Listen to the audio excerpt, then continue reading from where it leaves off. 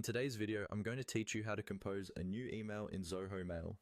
Let's start from the very beginning, on the main Zoho page where you see all of Zoho's different apps and services.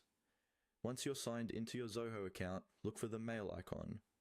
This is usually labeled clearly as Mail and sits alongside other Zoho apps like CRM, Calendar, and more. Go ahead and click on the Mail icon. This will open Zoho Mail in a new tab or in the same window, depending on your browser settings. After clicking Mail, you'll be taken into the Zoho Mail environment. Give it a moment to load. You should now see your email dashboard with your folders like Inbox, Sent, Drafts, and others on the left side, and your messages listed in the center. Make sure you're actually in the Mail section and not in Calendar or Tasks, since Zoho offers multiple tools inside the same interface. If needed, check the top navigation bar to confirm you're viewing your mailbox. Now that you're in your inbox, you're ready to start composing a new message.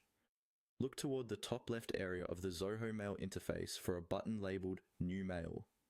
This is the main button you'll use whenever you want to write a new email.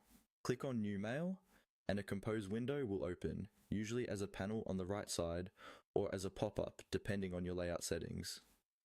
In this compose window, you'll see fields for the recipient, the subject, and the body of the email. In the To field, type the email address of the person you want to contact. You can also add CC or BCC recipients if needed by expanding those options. In the Subject field, type a clear, concise description of what your email is about.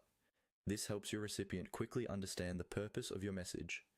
Below the subject line is the main body area where you'll write your email. You can type your message here and use the formatting toolbar to adjust fonts, add links, or insert attachments if needed. When you're happy with your message, you can either send it right away using the send button or save it as a draft to come back to later. And that's all there is to it.